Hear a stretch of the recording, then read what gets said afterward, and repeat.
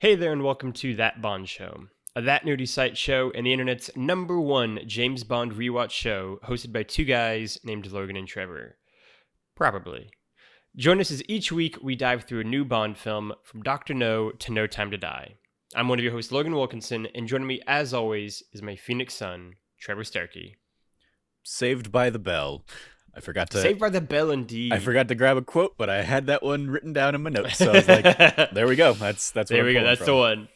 the one. Yes, this week we are talking about Die Another Day, the 20th James Bond film, released on the 40th anniversary of the series, of course, November 20th of 2002. Trevor, what are your memories of Die Another Day? So I definitely would have remembered seeing this one in theaters and stuff, or Mhm. like I would have seen this one in theaters. I don't have any like strong, concrete memories of it. I remember the invisible car, as we've talked about, I Mhm. think before. And that's like probably the most like I guess I remembered like the Halle Berry Jinx character, and I Mm. remembered James Bond miraculously being able to stop his own heart. Mm. I thought that happened twice in the movie, so I don't know what I'm thinking of where like it happened later. I didn't think it Yeah. happened like basically right at the top of the movie. But yeah, I remembered that beat and being like, well, they're just not even gonna bother trying to explain that. He can just Meditation. Yeah. control his heartbeat Yeah. like to stop it to the point that Yeah. he can stop his heartbeat, fake his own death. That seems very implausible. um and yeah, those are probably like the big things I remembered going into this. I don't like. I guess I probably also remembered like the like I think I would have remembered Halle Berry coming out of the water when you and Jono Mm. mentioned like surfing. I had not really remembered that. So like Mhm. when it happens at the beginning of the movie, I was like, "Oh, like this isn't nearly as bad as they were talking about." I don't know what they were. Mhm. And then like we get the one at the end of like Bond surfing with the parachute kind of thing. I'm like, "Oh yeah, no, this is terrible CGI." Yeah. Yeah. um but yeah, I think I probably only really watched this like the one time. This is Yeah. probably my second, maybe third time watching it. Um and yeah, it was just I like elements of it, and then there are a lot of things I'm just like, nope. Oh, fantastic. Okay, this will be a great conversation. We're gonna disagree. Yeah. Yeah, I mean, I think so. Die Another Day is, again, like I talked a little bit about last week, either the first or the second Bond movie I ever saw in theaters. Right, like it was possibly World Enough, but or it would have been this. I was 10 years old when I saw this. I have very strong memories of seeing this movie in a movie theater. Almost more than any other Bond movie, save for like one or two of Craig's. I have like very strong sense of watching this multiple times in the theaters. This is probably one of the Bond movies I have seen the most and remember the most of. And I have long liked Die Another Day, I will say. I would say I probably routinely had it as like my like third favorite-ish like Pierce Brosnan movie, right, of his era. And I would say it was kind of like a movie that just missed my top 10, like maybe like spots like 12, 13, 14 on kind of prior lists when I would rank them. This is easily the most fun I think I've ever had with the Die Another Day. I had a real good time with it, as we'll get into. And yeah, this to me is like very early 2000s James Bond, right? Like with Agent Under Fire, Nightfire, Everything or Nothing, Die Another Day, kind of all rolling into just like one big James Bond thing for me here. But before we get any further into our thoughts on the movie, let's run through the cast and crew here. We, of course, have Pierce Brosnan back as James Bond 007 for the fourth and final time. This would sadly be Pierce's last time in the role. Did they know that going in, or was it? Is it They in the did trivia not. that it was a No. like this was another prolonged changeover between movies, and so Yeah, they just finally It's not decided gonna to be move in on? this week's. It's gonna be in next week's trivia. For Casino Royale, but yes, they did not. Pierce did not. It is another one that is. I would say there are some hurt feelings on Pierce's side on kind of how things went. He always kind of talked about wanting to do a fifth one. They kind of planned to do a fifth one. Depending on whose account you read, it went as late as like 2005 before they finally pulled the trigger on not bringing him back. Yeah, I saw like this is the one he likes the least. So it's like it's almost a bummer that like both Roger Moore and Pierce Brosnan had to end on like Their least favorite one. their least favorite outings of the character without a chance to I'd like be- redeem themselves. I don't think Moore would have had a chance to redeem himself because he was just getting worse and worse. But Yeah, he was kind of going down. I'd be very curious to know what Sean Connery's least favorite of his performances would have been. Part of me feels like it might have been You Only Live Twice, where it just feels like he's just completely checked out at that point, and like at least in Diamonds Are Forever, it feels like he's just kind of having a blast, just like hanging out in Vegas for like 80% of that movie. mm-hmm. So maybe he at least got to end on a kind of a happier note. And Daniel Craig wanted out after his third movie, so they just kind of kept bringing it back in. Yeah. But yes, we've got Pierce Brosnan back as James Bond 007. We've got Halle Berry back as Jinx Johnson. I don't know if they ever said Johnson in the movie, but that is the last name for the character. I think that, yeah, I think when she like originally introduces herself, because her name's like her name is Jacinda. I think she says her name is Jacinda Johnson, but my friends call me Jinx. Yeah. So like that's I think when they introduce her. We've got Toby Stevens as Gustav Graves. This might be a fun fact for you too, Trevor, because I had never known this in 20 years of this movie. Toby Stevens is Maggie Smith's son. Yeah, I saw, and I did not know that. Both of his parents, like when there's a trivia in there about like when he's getting knighted. Fun fact, knighted, yeah. Both of his parents are knighted, and it was like whoever his dad is, and then Dame Maggie Smith, and I was like, oh, I didn't know that either. I was blown away by that fact, and I saw it was like, there's no way that's right, and immediately like Googled like, is this? And I was like, yeah, okay, wow. We've got a very young Rosamund Pike as Miranda Frost in her first kind of big screen on screen kind of camera work here. Yeah, she did some TV stuff before this, but this was her first film. Exactly, and it's again in the kind of the recurring Bond theme of like, oh, like, that's the girl from Die Another Day doing great things in Gone Girl now. I feel justified because this was her big break. So that is like a bit more like, yeah, all right, you should know her from that. Yeah. And she's got a very big role, obviously, here. Yeah, she's really good. This is an aside now, but it's funny, one of the trivia facts that I didn't include, but I saw was her like first day of filming was opposite Dame Judi Dench. Yeah. And they've gone on to like do a bunch of like stage shows together. And they have a very fun moment on like the Graham Norton show, like recounting just like stories from their past, and like Judi Dench trying to like get, you know, her to like go on dates with like fans, stuff like that. Yeah, they're very fun together now. We've got Rick Yoon as Zhao, Will Yun Lee as Colonel Moon, who's tragically in the movie far too short. Michael Madsen as Falco, Colin Salmon as Robinson, John Cleese is now as Q and no longer R. Samantha Bond makes her final appearance as Moneypenny, and Judi Dench is back yet again as M.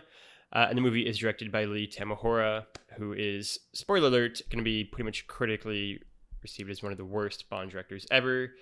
Pretty unfairly, I would say. There were a lot of moments in this where like they speed up or slow down the camera work, and I was like, oh yeah, don't like this at all. This is Blade. Very 2000s. Nope, like this needs to leave immediately. Because not even Matrix, not in a, like an interesting way. It's just they speed up a thing, or they you know artificially throw something into slow mo. It's like hard zoom. This wasn't shot this way. You just did this in post in a way that makes it look disorienting for no reason. Doesn't benefit the action at all. But it was, you know, the vibe of the time. I'm sure you see that stuff in something like Swordfish or something. Yeah. Triple X is a big movie that had a lot of the Vin Diesel film. The president we got a new president now. We got George W. Bush in office in the White House, and the prime minister is still Tony Blair. As a special shout out to John O, John Howard is still the Australian PM. Double checked that. Trevor was 17 years old. I was 10. So again, kind of prime kind of age range to be watching a Bond movie is 10 to 17. And yeah, the highest grossing movie this year was not the James Bond film, even though this was the highest grossing Bond film ever, unadjusted for inflation. It was, in fact, Spider-Man, the 2002 first Tobey Maguire film. In the trivia section, this is a fun one. It's going to be a huge trivia section. Delving into Jinx's character, which I've talked before with Trevor about off-air extensively, is speculation arose in 2003 of a spin-off film concentrated on Jinx, which was scheduled originally for a November-December 2004 release. It was originally reported that MGM was keen to set up a film series that would be a Winter Olympics alternative to the main series. In the late 90s, MGM had originally considered developing a spin-off film based on Michelle Yeoh's character Wei Lin in 1997's Tomorrow Never Dies. The spin-off film Jinx was announced in December 2002, basically right after this movie came out. Lee Tamahori originally was initially slated to direct it, but Stephen Frears was ultimately hired. Barry and Michael Madsen were originally going to reprise their roles as Jinx and Falco, while Jinx's lover was going to be played by Javier Bardem. Bardem, of course, would go on to play Silva in Skyfall.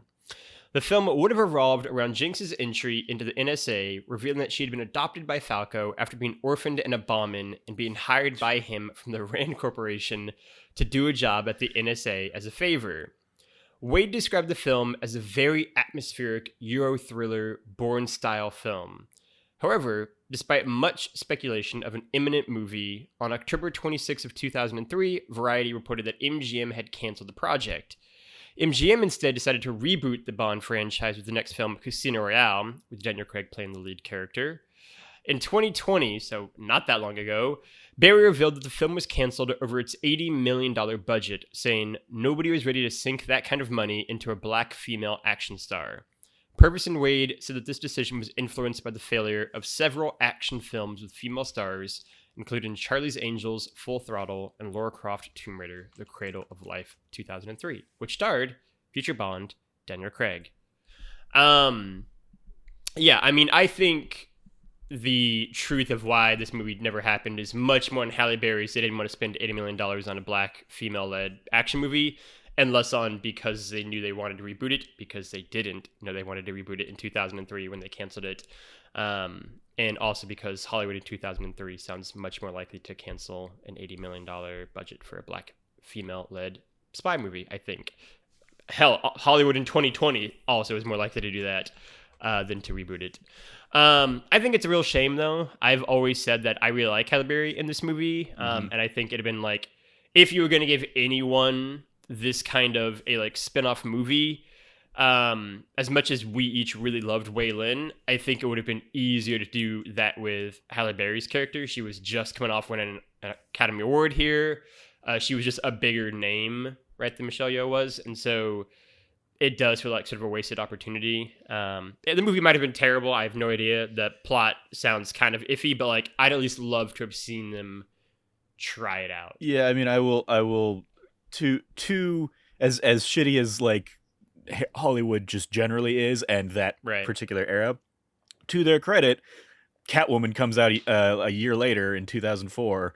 And is terrible with a black female, in fact, the same black female lead in the role, and did not do well at all. Catwoman obviously I think failed for a lot of reasons, right? And that was a very different era of superhero films, and but it's also as you said, Spider-Man showed in this particular year that superhero films can work and can be the biggest moneymaker of the year. Catwoman just did not on any level.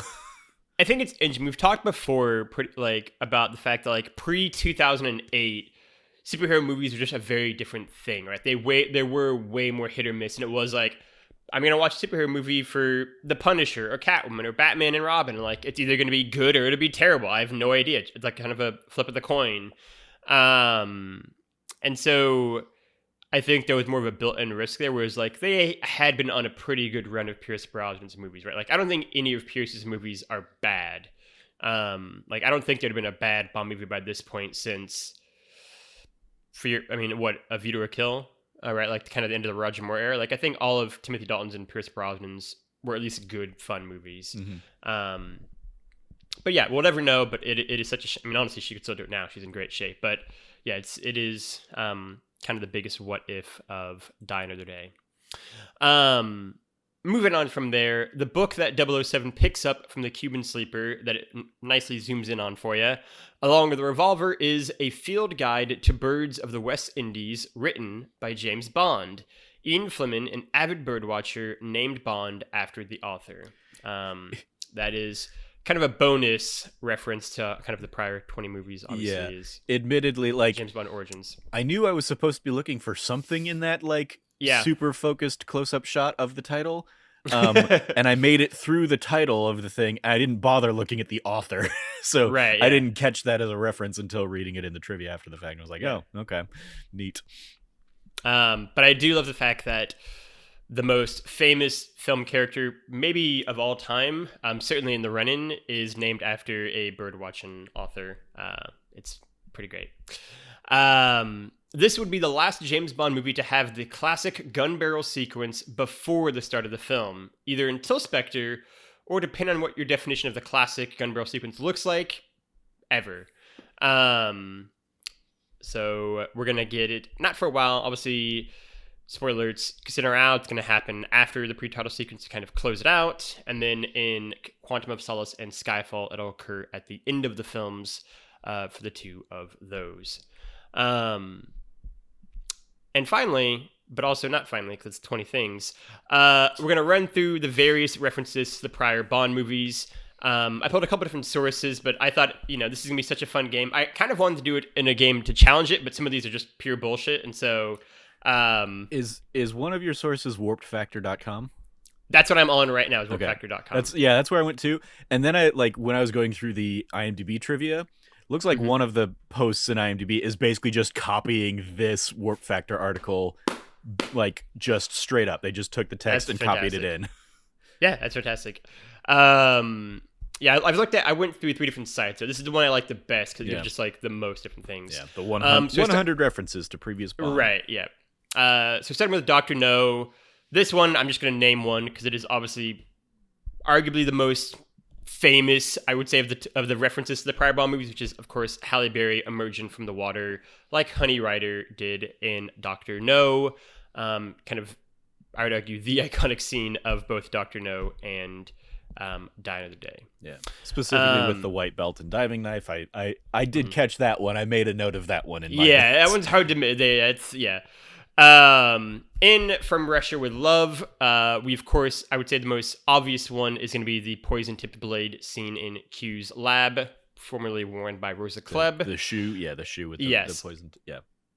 Exactly. In Goldfinger, which is one of the ones that has like the most references, I would say. There are a few different fun ones. Obviously, Jinx is nearly cut in half by a laser in Mr. Kill's lab, just like James was in Goldfinger.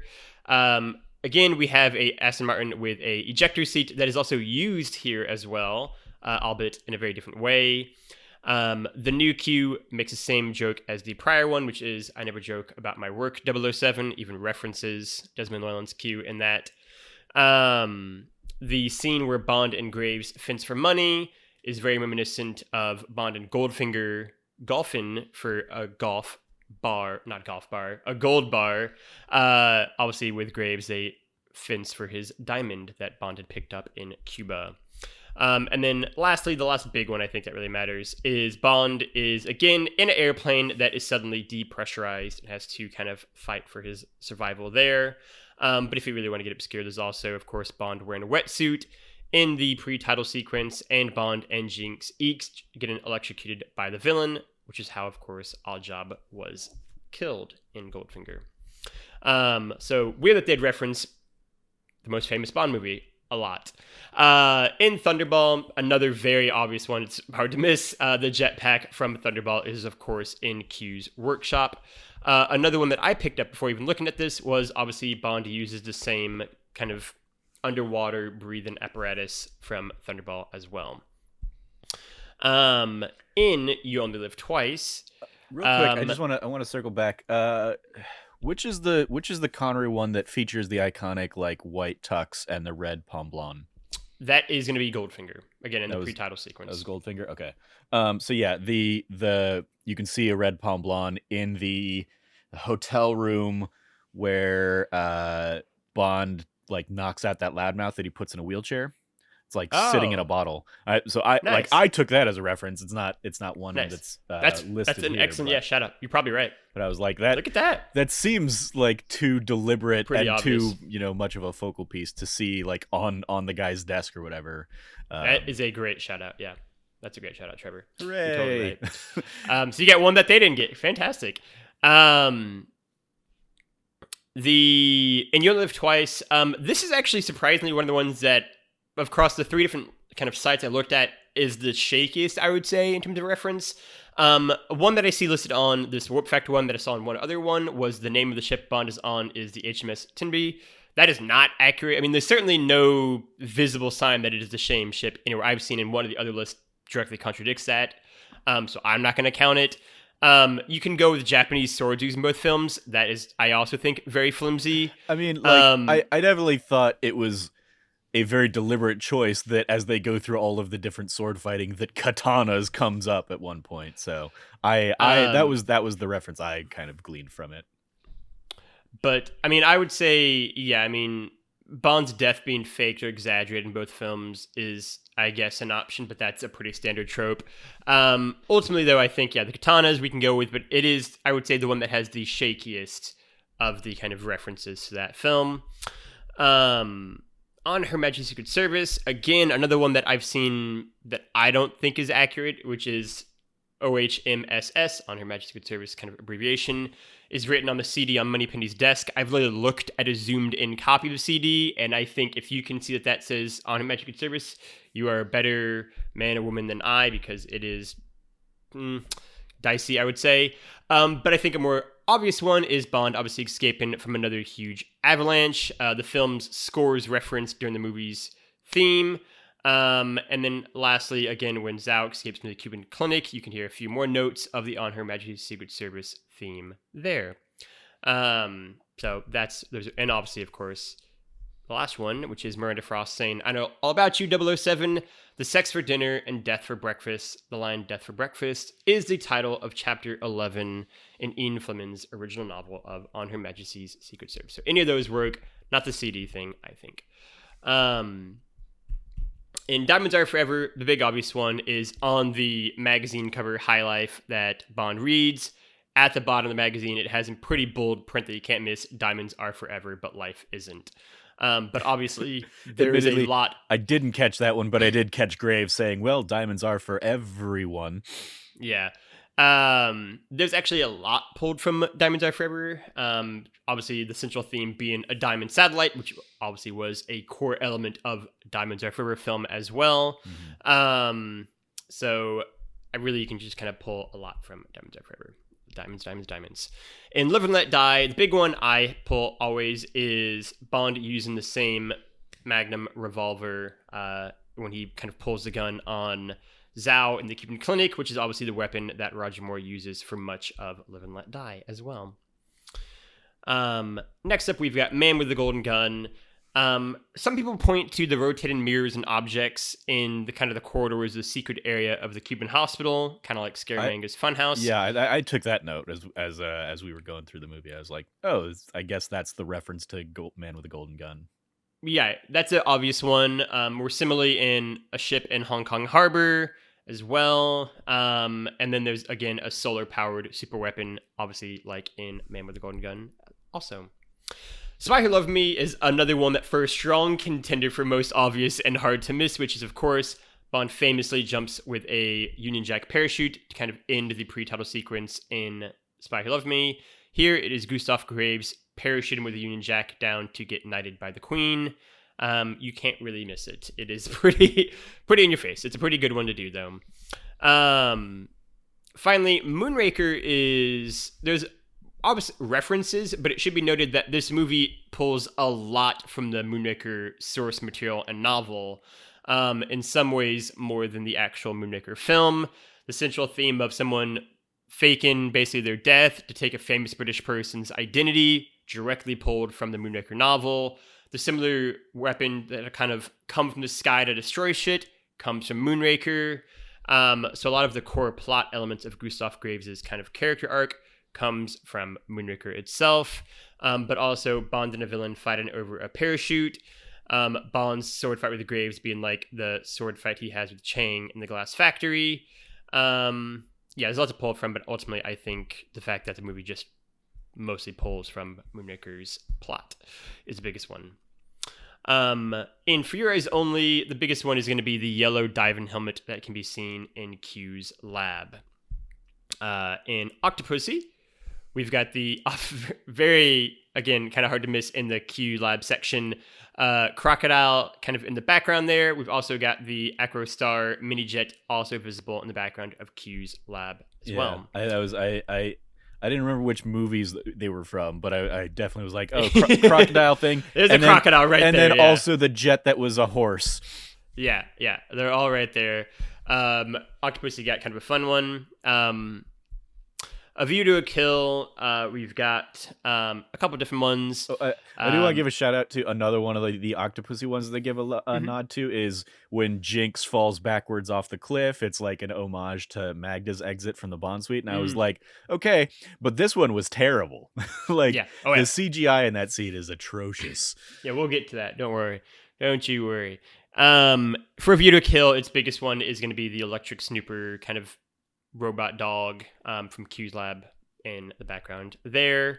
In The Living Daylights, both Aston Martins have retractable spikes, but I think the kind of bigger thing is that Car's cello from Living Daylights is in the establishing shot of Q's lab, so you can also see it there.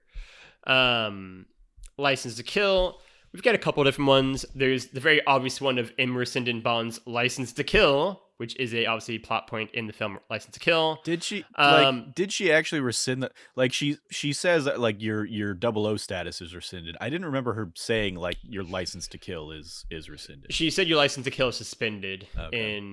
She uses suspended instead of rescinded, but it's the same. To me, that's close enough. Okay.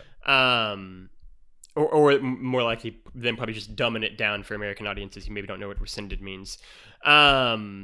But yes, that's kind of the big one. In GoldenEye, and for the Pierce Brosnan ones, it's going to be a lot of the same gadgets being used again, right? So GoldenEye, obviously, the watch laser is used to now dive into the Ice Palace underwater section. In Tomorrow Never Dies, Jinx very brutally throws a knife straight into a guard's throat as he comes out of a door. It's very similar to Tomorrow Never Dies, where Waylon throws a throwing star into a guard's throat. Also very brutal. There's, again, a remote-controlled car, and Jinx descends on grappling lines reminiscent of Waylon's entrance and escape from Carver's factory in Tomorrow Never Dies. And then finally, for The World Is Not Enough, the last prior Bond film, this one was also a little bit kind of dicey, I would say. Some people point to, like, there being a dome as the same thing, but to me, just because there was a Millennium Dome in World Is Not Enough does not make this the same dome. It's very clearly not. It's in a whole different continent. So it's a bit shakier. So there's some of the music from World Is Not Enough throughout the movie. Obviously at the end where Bond kind of sleeps with Jinx, you can hear kind of undercurrents of it. Bond diving underneath Colonel Moon's flamethrower in the hovercraft is almost identical to him diving from an exploding Bond in Christmas Jones. That is a nothing thing to me. That's not a reference. So I'll go with kind of the music playing in the background. Did you, as you are the expert in the games, did you buy the one of Bond's training program is essentially the second level of The World Is Not Enough game? Yeah, I mean, but that's true. But to me, it's more a thing of just, if you're gonna count the books for one of them, like for what was it? Was it Octopussy? No, you counted the books for. I don't know. I don't remember which one, but I would say the game counts. The game, but like to me, the point I was gonna make is that like I'm not necessarily not kind of that. It's more just like that is the layout of. I think the MI6 headquarters, they've established that like a couple of different films. So like it could just be like a generic Pierce Brosnan 90s MI6 headquarter layout kind of thing. That sequence is rad though. I will give it a shout out for that. It's a really cool like virtual reality sequence. Yes, so those are the various references to all the Bond movies. Some are better than others, obviously, but that's what we've got. I will say this, to be fair to Die Another Day. I give it a hard time. I still think somewhat deservedly so for having more than a few in the QLab section. There were less than I remembered being there. Having said that, there's still like 6 or 7 movies worth just in that QLab sequence. But it is more endearing to me now than it was in the past. I kind of enjoy just kind of like in the background. They don't point out all of them. The jetpack gets obviously the biggest moment in the shoe, but the rest are just kind of there for you to see if you know what they are, and if not, just props in the back. So I kind of enjoyed that. Yeah. Also, shout out to, in that scene, Q handing him the watch and saying, "This is your 20th, I believe," as a nod to exactly the 20th film, of course. Mm-hmm. Yeah, that's, again, probably the most direct nod to this being the 20th Bond film. Because, again, technically, this is all still occurring in one timeline, one continuity. That will obviously end. This is the last of the James Bond Core 20 film timeline. We're going to get kind of a new reboot after this. The 20 films have been in varying degrees of logic. I would say kind of the Sean Connery to Roger Moore era, you can really, I think, pretty easily look at that as like one continuous Bond, kind of each movie's kind of progressing from the other. With Timothy Dalton and Pierce Brosnan, it kind of takes more of a, it's the same Bond, but it's more like the Clone Wars animated series. It's just kind of happening at a random time. Don't worry about it kind of thing. But yes, this is the end of the 20 film timeline. After that, we've got the 00 70-second recap. I have not timed myself on this one yet, so it'll be a nice, fun surprise to me as well, how long it goes. I'm going to guess 90 seconds. Looks like a bit of a long one with some of the later paragraphs. 90 seconds, all right. Let's do it. James goes to North Korea to stop a Colonel Moon. Bond is discovered as a spy, blows diamonds into Zhao's face, and hovers over landmines before apparently killing Moon, but is captured by North Korea in the process. We see Bond in captivity and being tortured by an ominous North Korean woman in a bit with no payoff. After 14 months, Bond is traded for Zhao and a box of baseball cards. M tells Bond he is no use, so he fakes a heart attack, escapes, and goes to a nice hotel in Hong Kong. After a nice shave and a trim, Bond heads to Cuba, makes fast friends, meets Jinx, and fights with Zhao again. Jinx, meanwhile, CGIs her way to an escape. Now back in the UK, Bond meets Gustav Graves and gets in a sword fight with him, before Graves' PR agent Miranda Frost stops the fight. M tells Bond he's useful again, and old R, new Q, gives Bond watch number 20 and some fun gadgets. Bond goes to Iceland, sees Jinx and Miranda, sleeps with Miranda to fake them being a couple to a guard who is already convinced Graves is actually Moon with lots of plastic surgery / DNA bullshit done, and then Zhao and Bond race around an ice palace. Bond saves Jinx, Graves and Frost fly away. Finally, James and Jinx go to Korea, sneak aboard Graves' plane. Graves kills his daddy because he's mad. Jinx uses the power of the art of war to kill Frost, and Bond shocks Graves with his skills, sending Graves to his death. A horrific one at that. Finally, Bond and Jinx get away with hella mad diamonds and get ready for the Jinx movie that never tragically comes. 95 seconds. Happy with that. I mean, I think one of the big elements that you and I are going to disagree on in this is I do not like Jinx. Ooh, almost at all. Definitely, definitely. She's fine. She's way better than like some of the others we've had, but like I think so much of her stuff is very just very much misses for me. Okay, very interesting. Okay, well, I'll be excited to get to it here in a second. Before that, though, Trevor, how many are killed? Overall body count for this one comes from Greg Lop 09 over there on All Out of Bubblegum. Final tally for this comes to 51. Of those 51, 31 of them are from James Bond. I will say though that like 8 of them are in VR, so I don't like they don't count. They did not distinguish, or they counted the VR kills, and I was like, all right, which obviously don't. Yeah. So and then Jinx has 6 kills, Gustav Graves has 3, and Colonel Moon has 1. So it's like, I mean, okay, same person, right? Yeah. So how many of Bond's 31/23, if you don't count the VR stuff, are named important characters? it's interesting. He obviously kills Graves, and Zhao, but otherwise, like Mr. Kill is killed by Jinx, with like the laser in the back of the head. Um, Graves kills his dad when the bullet that James shoots goes off and breaks the window. People get sucked out of that, but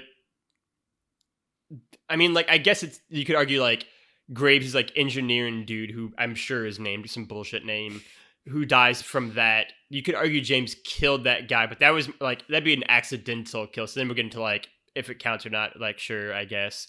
But otherwise, most of the people killed, James didn't necessarily directly kill himself. So I will say, if we're counting the random engineering dude who James kind of inadvertently kills, we'll say 3 named characters that James kills. The guy's name is Vlad, and yes, it does count, Thank you, and it is Vlad. 3 kills. Yeah, Zhao, Nice. Vlad, yeah, because Vlad is called out by name multiple times in the movie.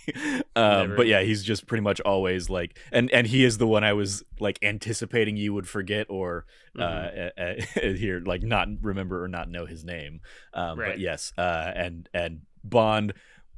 Bond fires the gun. He wasn't aiming to depressurize the thing, but he gets he does get like hit by another guard coming out or something. Right. But yeah, that still does fall under Bond's kill count. So yes, nice. Yeah, Zhao, Vlad, and Graves. Nice. 15 movies correct then after the first 20. I'm pretty happy with that. Ultimately, Trevor, what'd you think of Die Another Day? So yeah, like I said, I like. The Halle Berry factor of this is the most jarring for me. I think some of it comes from like just her introduction scene with Bond just feels like a whole garbage of like, nobody talks like this. What are you even saying to one another? Oh, you're just suddenly banging. Okay. I didn't remember her like having the like the movie is trying to set up this like shifting allegiances throughout the film, obviously, and it does that to it's the hot and cold imagery that you get in the opening montage is very clearly Jinx and Frost for later throughout the movie, but yeah, I didn't like their chemistry together. I didn't like the various times where we just go off and we're following Jinx as she does part of her mission when we haven't like really been introduced to her or what her deal is. It just kind of feels like we haven't gotten her backstory enough to care why she's going after the doctor in the clinic or something like that. And so yeah, a lot of her stuff just doesn't work for me. And I do not at all feel bad that we never got a follow-up, because I just wouldn't have cared. I think it's like in that same vein, I think it's ludicrous that like Olympic level sword fighter loses to Jinx in that fight at the end of the film.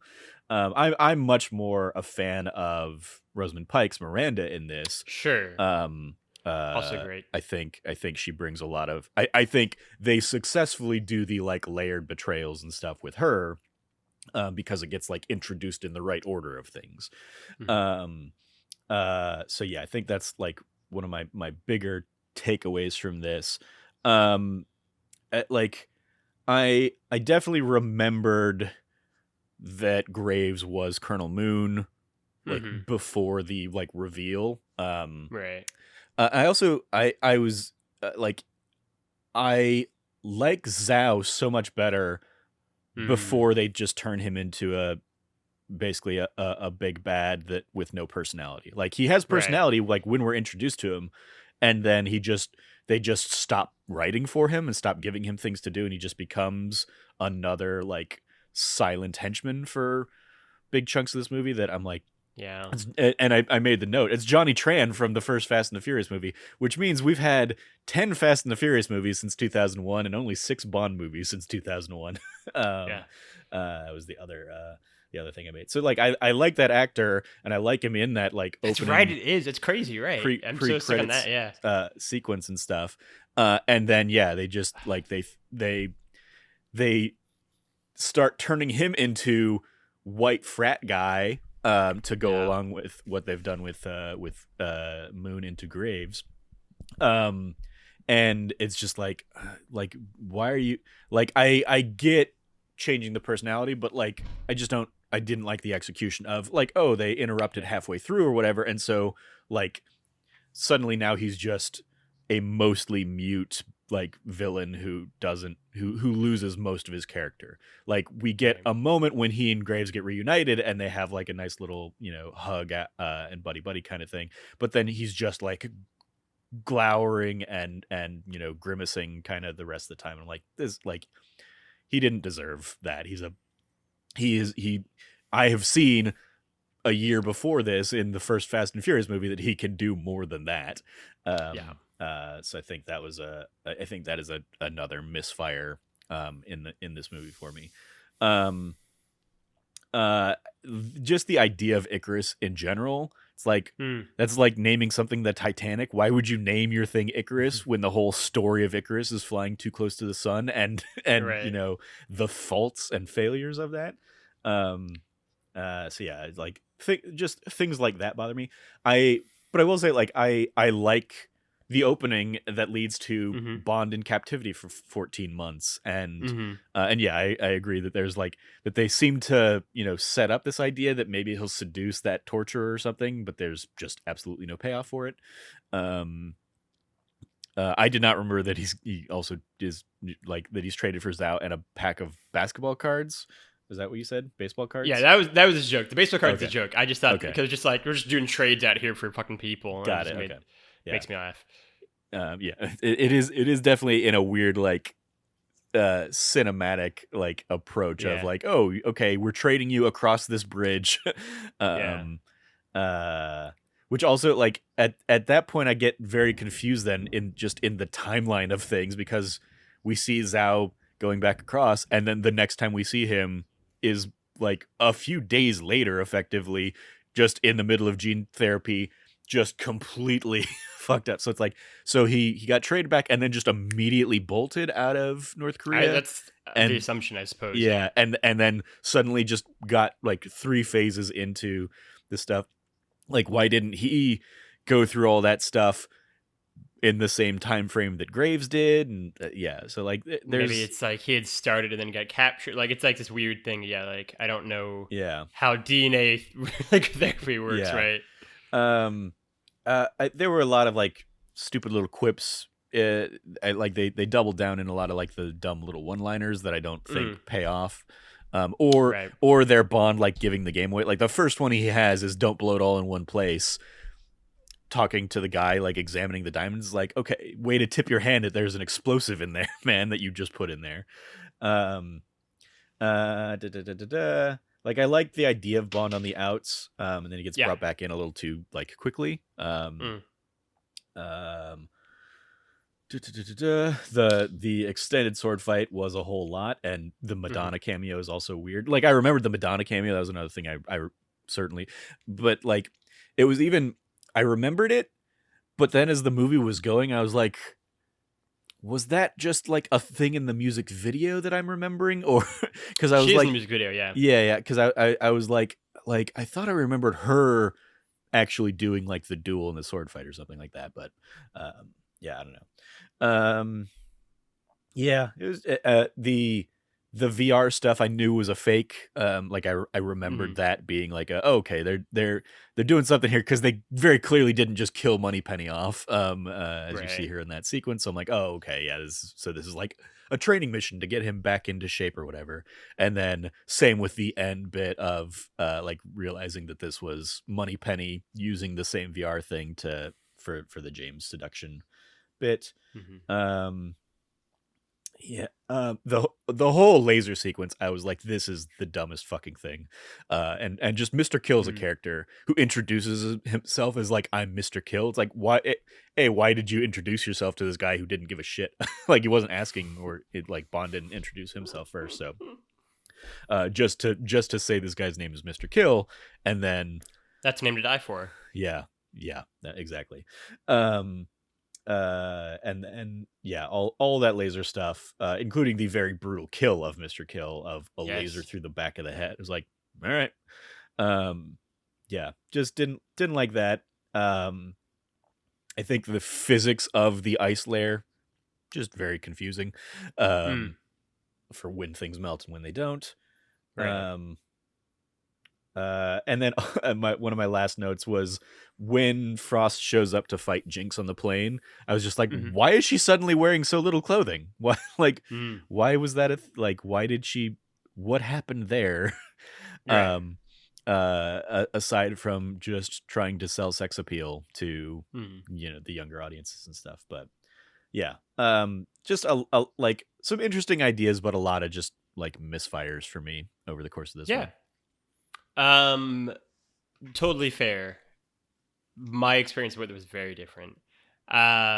This is in the running for me my second favorite Pierce Brosnan movie. I had like a great time with Die Another Day, like more than I thought. Right, like especially like after watching What Is Not Enough and being like, oh man, it is like veering a bit too hard into like the bad one-liners and the jokes, and it wasn't just like kind of the fun, dumb movie I want to be, maybe because of Denise Richards, maybe because of other issues. And it's kind of like, oh, I don't know about this. This basically was what I thought What Is Enough was going to be, right? It's just like, to me, it's just like, this is just fun. It is a blast. And like, you're going along, and there are like a few moments where I'm like, that's dumb. But like, for the most part, like, I'm pretty accepting of like everything they threw at me, either because like they gave me enough of a like one line thing to like explain it, or because like I just don't care. It's a fun sequence, right? Mhm. And so, yeah, like I'm actually really surprised at how much I enjoyed Die Another Day, right? Like it's right there with like Tomorrow Never Dies, I would say for me, which I was also very surprised by, in kind of a good way. And so, yeah, I mean, I like Jinx. Obviously, we'll start there. And I want to clarify. I don't I don't have really necessarily a problem with Halle Berry's performance of Jinx. I just don't think she Sure, is written well at all. a well developed character, really. I think better writing would have served that much better. And then I think she does suffer from like a lot of the really bad and awkward CG elements Yeah, of the film. yeah, like I totally agree with that, right? Like I think Halle Berry is obviously a phenomenally talented actress. She's an Academy Award winner. And I definitely agree, especially in her like intro sequence with Bond, they're just speaking a whole other language essentially. Like like I think you said, that's not how people talk, right? And like that's totally true. But I think like after that, I'm kind of just like, yeah, like okay, yeah, like I'm down with this character. I enjoy what I'm gonna get out of this. She definitely has the worst CGI of the entire movie with her like falling backwards. Like it is bad. Like I actually think a lot of this movie's CGI has held up pretty well considering it's a 20-year-old movie at this point, right? Like I don't have too many issues with it. But that one in particular is pretty egregious. I mean, like Um, that and the the Bond Windsurfing. windsurfing thing at the end of the film was like, Mhm. oh god, these are just like nope. Like even at the time, I can't imagine they looked great.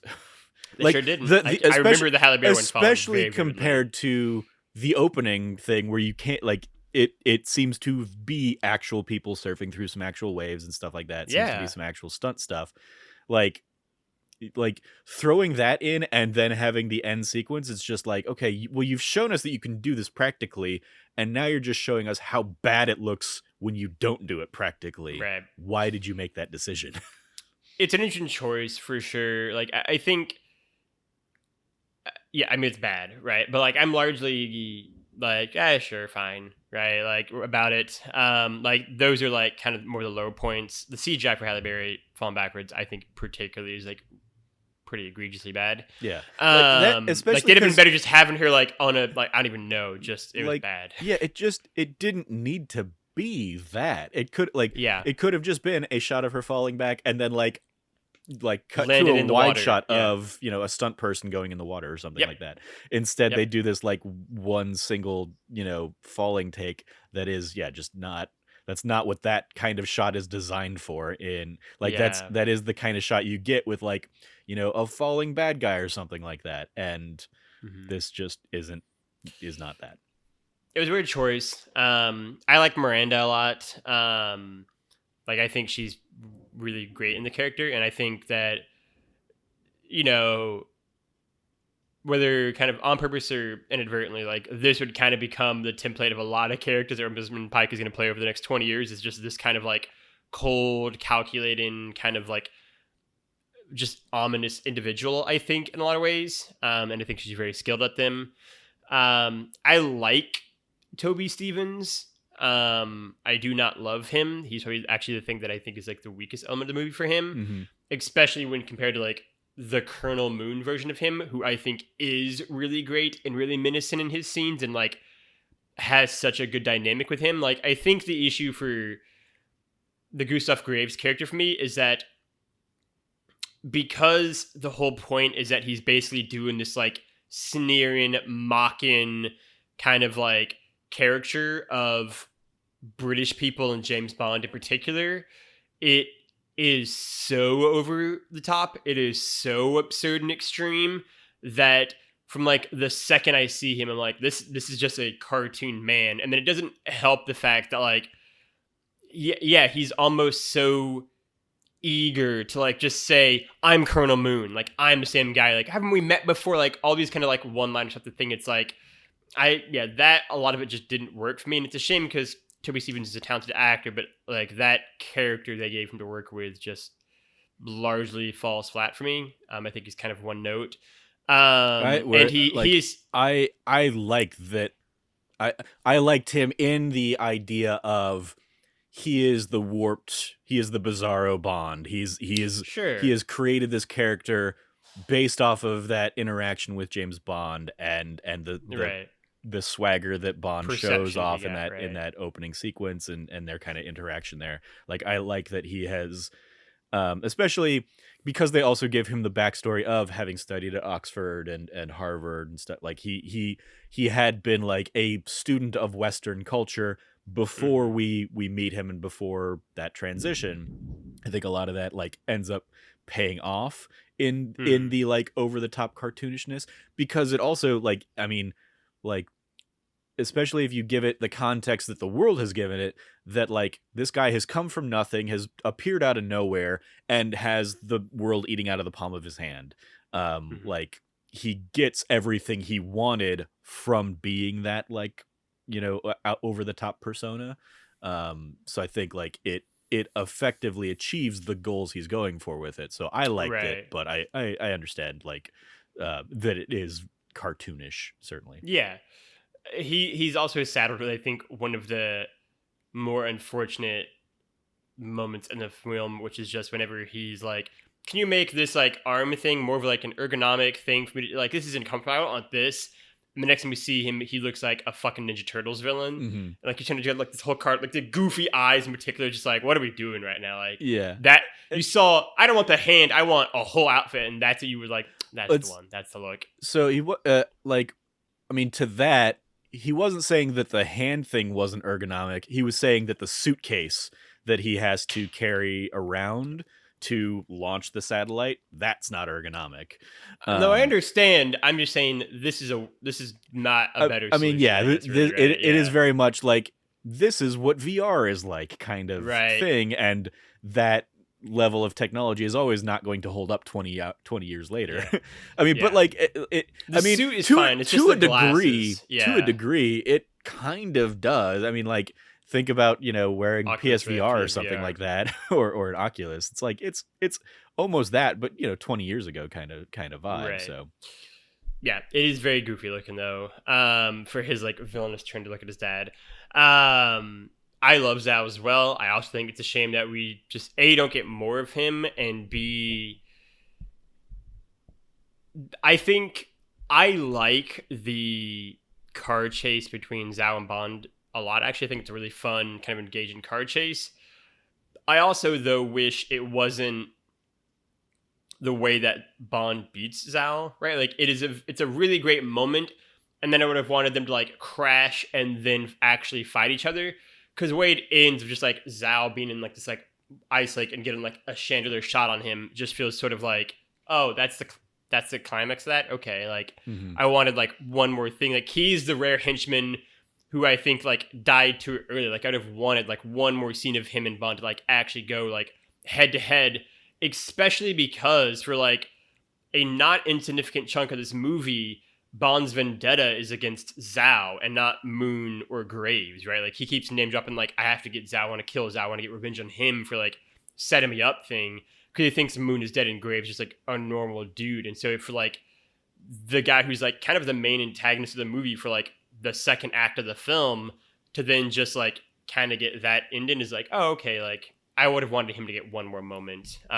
Yeah, I can understand that. At the same time, like as we said, like knowing that he's Johnny Tran, it is almost fitting that like his big action sequence isn't like a fist fight with Bond or something like that, or a shootout. It is a car chase that and I appreciate that that his car has gadgets and has rockets and stuff. Oh yeah, I did appreciate that car chase element is great, of this car chase, of it being the first time that like the villain has all the same kind of accoutrements in his car as a Bond car normally does. Yeah. So I thought that was and especially because even from like the jump, they set up that Zhao and Moon are car guys, and they show multiple times kind of like the collection of cars that they have, and even, you know, like even the cars that get loaded into the ship at the end, the plane at the end, are kind of a tribute to that, and like that being an element of Western culture that they've really gleaned into. So like I think it is a fitting end for the character, but I can understand wanting, you know, I mean, just in general wanting more from him would have, I think, benefited the character.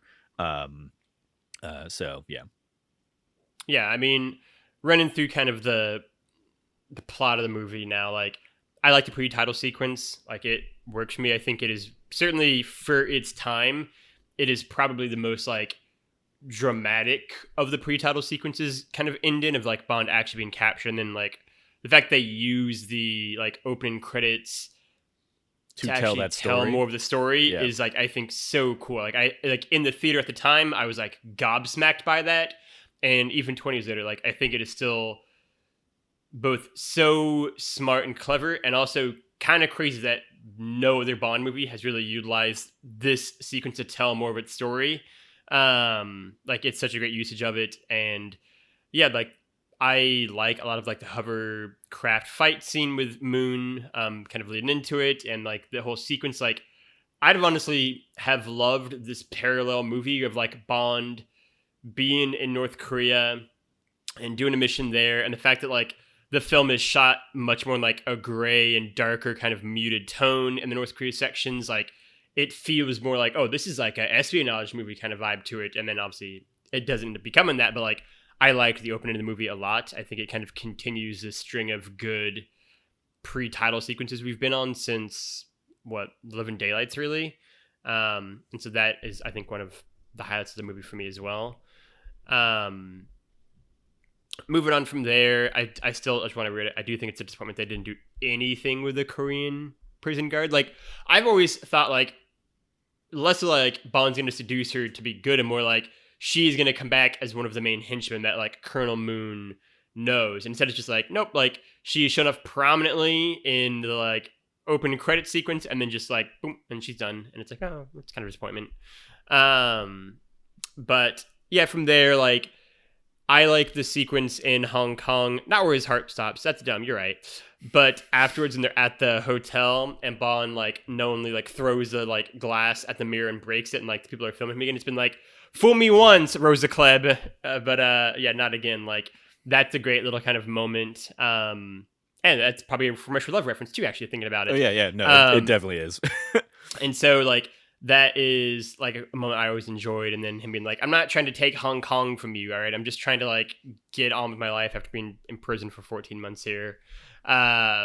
the Cuba sequence is like I think the whole first really half of the movie, like everything probably up until we get to maybe London or pushing the most like the Ice Palace is all really great stuff. Like I don't have really like that much of an issue at all with like everything we've done. The Cuba sequence I think is a ton of fun, and then even like when we get to London and meet Gustav Graves, it like maybe wobbles a little bit, but like I still really enjoy most of that. Even I didn't like the detour into Cuba, and I guess I didn't really like the Hong Kong stuff either. Just like the like. I mean, some of that was probably residual from just being like, so Bond just stopped his own heart. That's just a thing he can do. Yes. Okay, oh yeah, sure. But then like him just nonchalantly walking into this place in in his scrubs with prison nothing, garb, and being accepted, no questions asked kind of thing, and the guy recognizing him and stuff. Again, like so much of this would like if Chang had been introduced in a prior movie and had been like if there had been a setup that there was a relationship with that character. And I know that one element of this or one of the trivia things I saw was like that there was talk that like Michelle Yeoh would return as Wei Lin and be that kind of like Hong Kong contact. And that I think would have worked leaps and bounds to help like establish that as like that's who Bond can go to. But instead, it's this person with some unseen history that we don't really know about that is talked about rather than shown. And I think that just like I don't like when the movie just does narrative shortcuts like that and thinks it's being clever. So like it's interesting. So I didn't really like that. And then it's like, oh, and you wanted to go back to North Korea, but we're actually sending you to Cuba. It's like, okay, but why? Oh, because Zhao's there. Okay, but how and why is Zhao there? And then the Cuba stuff just didn't like. I was just like, this just seems like it seems like an Indiana Jones style like globetrotting adventure thing, just for the sake of throwing in a new location, or for the sake of going to Cuba to honor Ian Fleming or something like that for the 20th anniversary. The 20th anniversary, right? 20th film.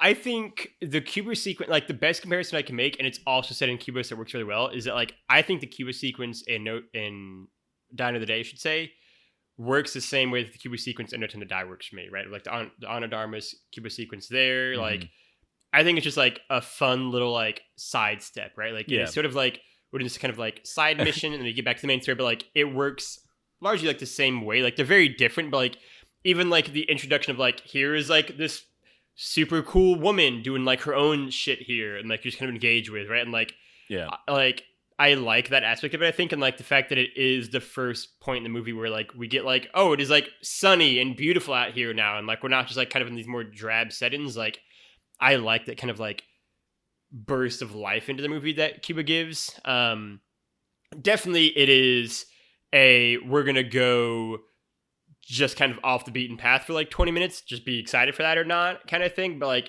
I am mostly okay to just kind of like have the movie take me along for that ride. And the other thing I did want to say is I understand your complaints about Chang 100%. My only real counter to that, I guess, is that like, I actually don't hate the fact that we don't have a prior movie with this character, because to me, it is just like a nice moment of like, oh, right, like, Bond is a spy who has missions all around the world, and I'm sure just does have like a friend in every port kind of thing. And so like I have always liked it for that dynamic, which is like, oh yeah, like this is a dude he knows.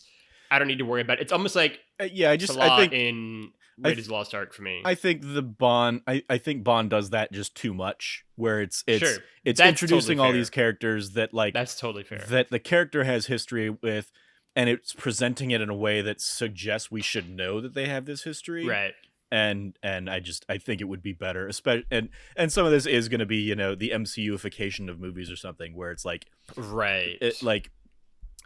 nowadays there's much more payoff if you have there's that, a Disney Plus Chang miniseries. Exactly, there's character, right? Yeah, it is a character that was introduced 2 movies ago, and and I think like that's totally fair. Even the I mean like I will say, they were very fortunate, I guess, that they introduced John Cleese in the last movie, because him stepping into the role of Q in this one was set up and is paid off now. Whereas like if it had just been Desmond Llewellyn in the last movie and then suddenly John Cleese in this one, or suddenly a new person in this one, trying to either trying to be the same character as Q or a new character, like would have required some extra legwork. So I think that's it. Like that's a parallel I would give, is like I think that works very, very well versus versus Chang not hitting for me and not being like a little payoff. It just seems like an extra scene, totally fair, to get Bond cleaned up basically and then send him off to Cuba. I think it's totally fair. I do want to say, to kind of that second point, yeah, I really like John Cleese's Q, actually. I think it is more of a throwback to the kind of classic 60s era Bond of like Desmond Llewellyn and Connery, or like early Moore relationship, which is kind of more like adversarial. Yeah. But like I think they play for each other really well, and I really like their dynamic a lot. And I think John Cleese is John Cleese. Like, he's a funny guy who gets great moments and kind of zingers. I also really love kind of like the end of the movie stinger of him and Samantha Bond's Moneypenny together at the end. I think that scene is played so well for me, of like every kind of bit of that is just so good. Like, I think John Cleese brings so much humor to this and pretty much always nails it. And in a movie that otherwise, yeah, is a bit shaky or attempted sense of humor, I think he's just like always spot on. And it is sort of unfortunate that he came into the series at the end, basically, of this story, before we kind of had that reboot with Daniel Craig, because like I'd have loved to have seen him do a few more movies as Q, because I really think he could have become like a really popular character with it. And instead he's kind of sandwiched in between Desmond Llewellyn's and Ben Wishaw's performances. But I think John Cleese, even in like the two movies he's in, totally does something fun with his character. Yeah, agreed. And I actually, again, I do, it's worth repeating, I do actually really enjoy the entire like underground tunnel sequence, right? Like that's where they go to talk to like disgraced former agents, and like we have like all the old gadgets.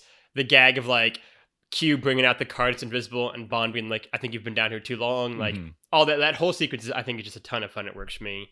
The other big thing I want to talk about in terms of like my favorite moments is, and it's fun to hear that you maybe didn't like it as much, is I actually really enjoy the sword fight sequence. Like I actually think it's probably one of my favorite scenes in the whole movie. Like I had a ton of fun with it. I like it, and as somebody who did like stage combat stuff, like I admire and really enjoy that.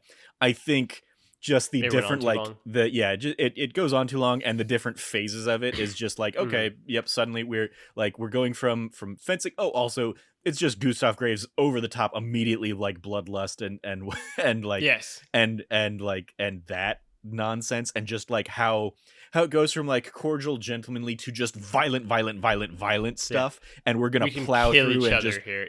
Exactly, try and like murder each other. It's like it goes from 0 to 1,000 in like 2 seconds, and I think that like hurts it a little bit, but I mean it's a fun sword fight, and a very unhinged sword fight, and especially knowing, you know, like I probably hadn't pieced together at this point that Graves was Moon again, but like knowing that Moon just really wants that revenge, like he doesn't care if he can do it, and if he has set the stakes that like, oh, if it happens, it was an accident in a gentleman's wager kind of thing if he kills Bond in this moment. But yeah, like it definitely just goes on for like a sequence or two too long, of going from the eppies to the katanas to the great swords, and just like like plowing through that whole thing. And then it has that weird little like button of like this very distinct looking guy who is not like a character we know or anything like that, just coming out and being like, I thought this place needed a makeover anyway, or whatever he says. Like they needed club needed a change of decoration or whatever anyway. It's like, okay, thanks, guy who I don't know or I'm not supposed to care about. Oh, I guess because he's the guy that gives Bond the key to get into the underground right path. So like he's definitely like on the, or maybe not on the inside, but he's like he was handed off the handoff package thing for this. So but yeah, it was just like a weird end beat for it. Like I I very much appreciated the end button of Miranda basically stopping it and saying, like, what the hell is wrong with you guys? Yeah. Like, settle this pissing contest down right now. Yeah. Like, I appreciated that energy. And then like, again, because that happens before she's revealed, before we get the scene with her, like, revealing that she's an MI6 agent. So, like, I liked that element of it. I just think, the fight goes on a little too long. And ramps up way too quick. Yes, that's all totally fair. Like for me, I mean, it's a fun sequence. It's a really fun, engaging sequence. It is very clearly, I think, meant to be like one of the standout sequences.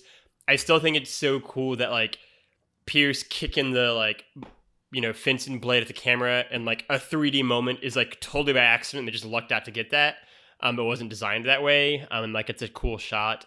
And then like the sword fight itself is just staged really well. Like it is a very Anakin and Obi-Wan in episode 3, like very well choreographed and staged fight, but it's also fun to see those fights sometimes just because of like how well put together and choreographed like they all are. Like even small things like Graves moving the chair so that James can then run on top of it and like come down to like keep fighting the fight. Like they're staging it in this kind of like evolving fluid way that like, it doesn't maybe feel natural, but it feels natural enough to like still be engaging for me, I think. And like I like the fact that like it ends with like both these guys basically just seeing blood. Like by the time like Miranda comes in, like by that point they're ready to just kill each other. And like I like that they each get like worked up so much. Like that feels very real to both of those characters. Yeah, I just looked it up because I was curious, and yeah, Bob Anderson did the choreography on this one. So,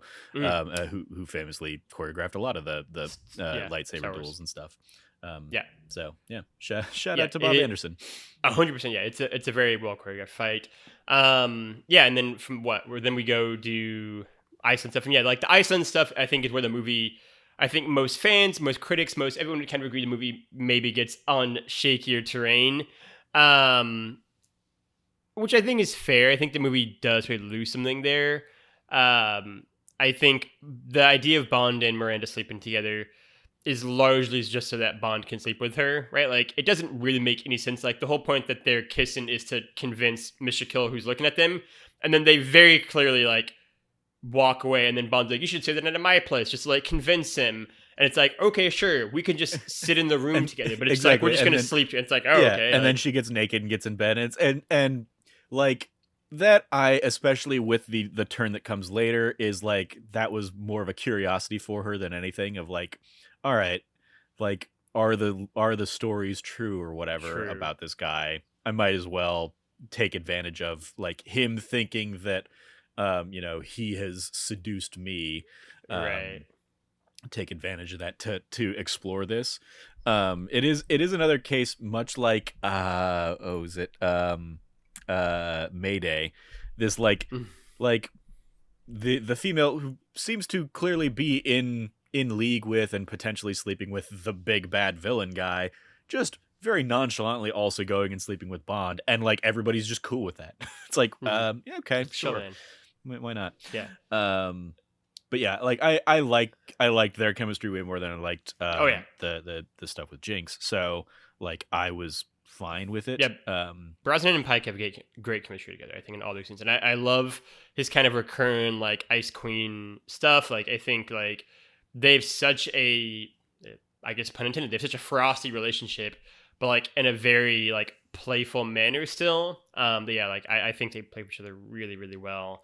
It is sort of, again, a lot of the villains maybe are kind of things I don't like. Like, it is sort of unfortunate that like they don't really get any sort of like ending note after she kind of portrays him. Like she's obviously taken care of by like Jinx, and like Bond doesn't ever really get another moment with her. And then when she's dead, he kind of like looks sort of sad about it, like with Elektra. Yeah, but like not in a way to like pay it off anything. Like I would have wanted one more scene of them maybe. But yeah, she's great. She's easily one of my favorite characters in the film.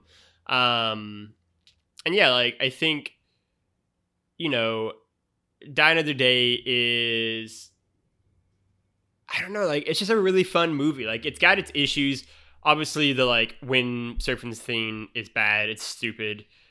it doesn't work on any level. Mhm. But I think there's just like it is luckily bookended by two sequences that I like of like Bond going in right and catching Graves and then being betrayed by Miranda is right before it, and then right after it is like the car chase with Zhao, and like both those are great sequences I think. And so like Yeah. I feel like whenever the movie kind of has a down note, it then recovers quickly enough to like I'm never like stuck in being like, oh, that was bad. I think the windsurfing thing is particularly egregious, but I also was very bored by the like him trying to outrun the space laser before Yeah, in the lead up definitely to that. I think that also totally fair. I think there's an element, even I took a note where it's basically like he's driving the thing across the ice and then he goes into like a forest and like the wings of it get knocked off or whatever, and then like the very next shot, like half a second later, no forest around it, he's just back on open ice, no trees anywhere to be found. It's just like they just needed to explain why it doesn't have the like the wings, later. And also just the like again, I think in how it's shot and edited, you don't have a sense of where the laser is in relationship to Bond, so much so that like when he's dangling over the edge for a little while there, and then like the camera tilts back up or whatever, and you see that the laser is just still slowly coming. It's like, oh, based on how fast he was going and how fast the laser was like tracking him, no, he should already be dead. He should have been vaporized by that laser now. It has just suddenly become super slow for dramatic tension, and it just was like, nope, this didn't work at all. You need to like, they needed to pace that out better. And yeah, they just don't.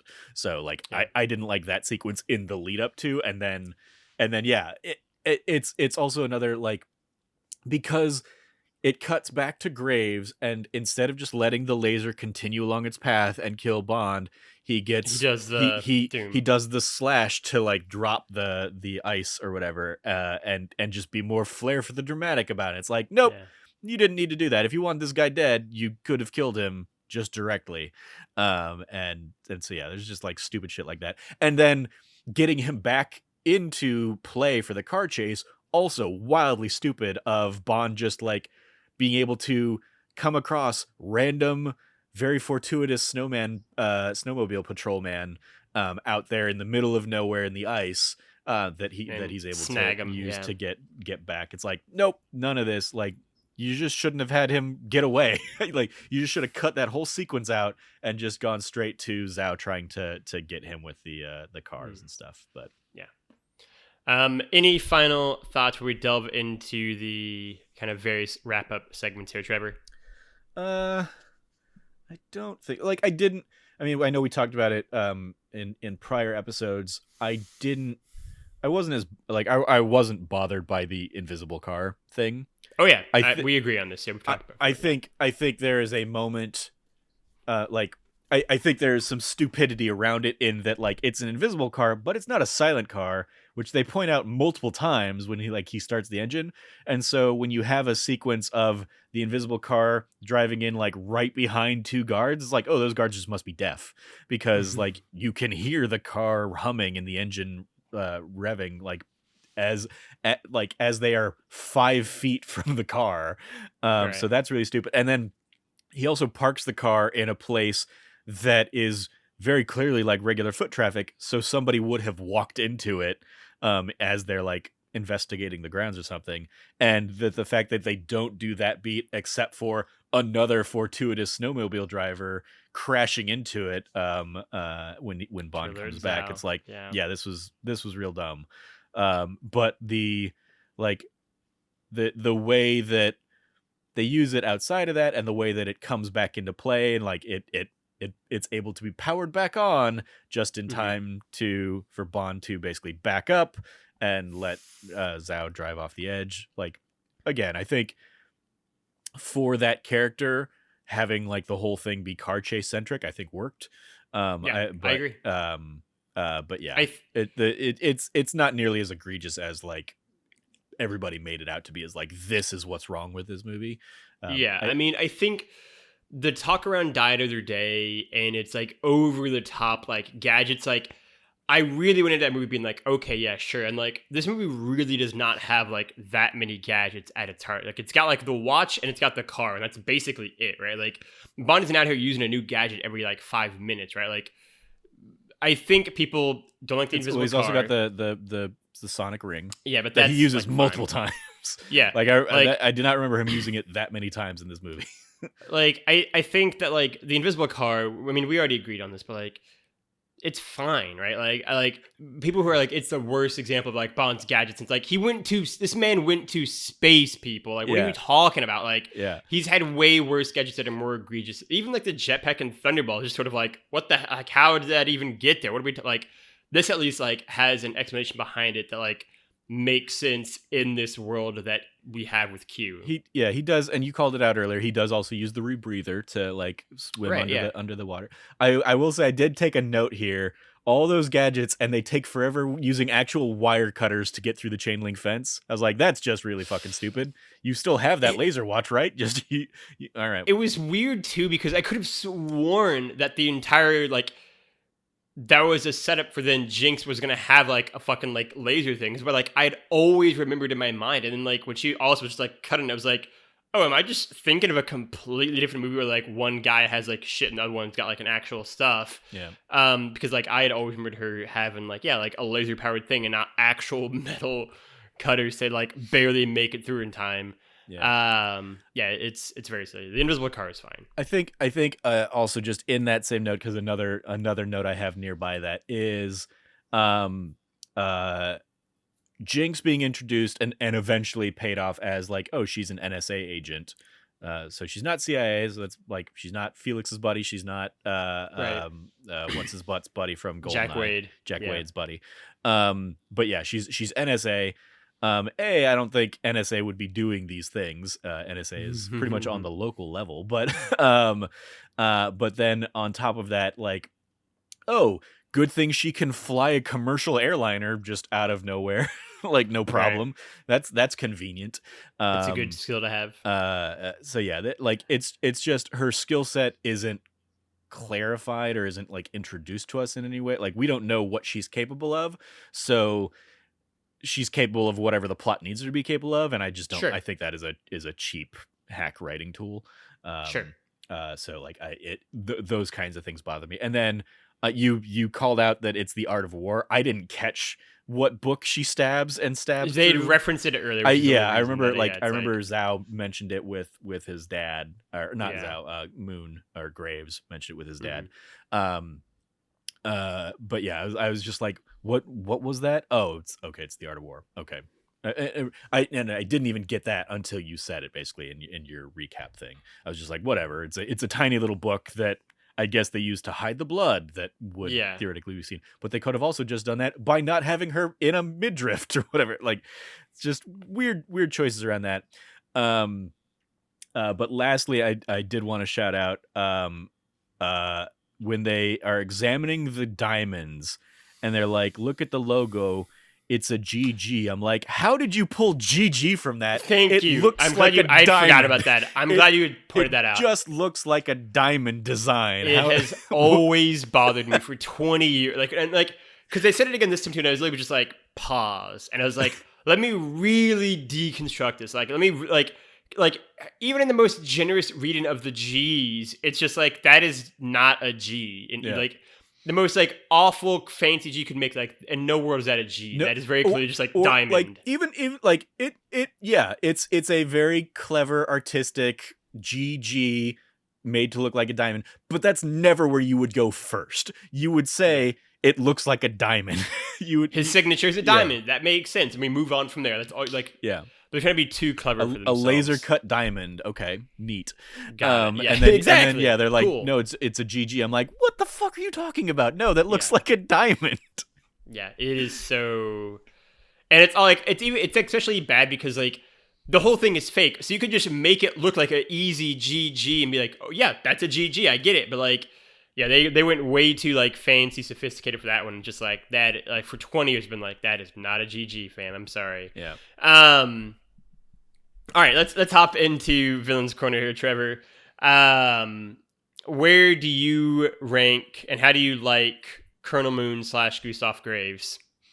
I mean, I'm to a degree, I'm with you in that, like, I almost like the Colonel Moon element more, especially like his Yeah. introduction of like beating up a body bag, and then and then Yeah. it has his body bag, it has his anger management therapist or whatever in it. Yeah. Um, which is certainly something we've seen in other things since.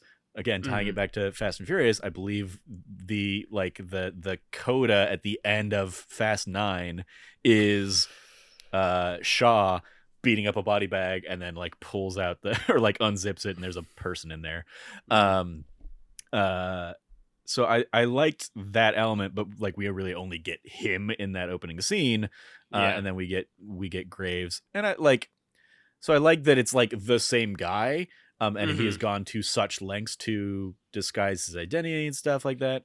I also think even in like 2002, you can't just like create a person out of nowhere without like people, especially a person of such notoriety, where people are going to be like let's investigate your life story. Oh, you didn't exist 15 months ago. This is my whole point. Yeah. Who came into existence a year ago, Yeah. right? Because again, it's been 14 months of the timeline. Let's get rid of, I would say, at least 1 or 2 of those months for him to get a completely different body and skin color, right? So like now you've got 12 months to make yourself famous. Like that's an awfully short amount of time here. Yeah. To say nothing of getting a diamond operation up, like, and building, like, it's just like, well the timeline doesn't make, It's he just went back and got all of the diamonds from that, from the opening kind of thing there, and all the like the conflict diamonds, and then just laser cut GG on them, to hide that they're conflict diamonds. But yeah, it's still like the timeline of that, and then just like you can't just create a person that is on the radar of multiple state agencies that aren't digging it. Like even the line later of like, would have really helped if you'd let us know that Frost and Moon were on the same fencing team. It's like, I mean, sure, I guess it would have, but also you thought Moon was dead, so that really wouldn't have been a factor, right? right. Like, God forbid she be, excluded because of her extracurricular activities and the random people that were on those extracurricular activities in college or university or whatever. But yeah, so I mean, in terms of like the character overall,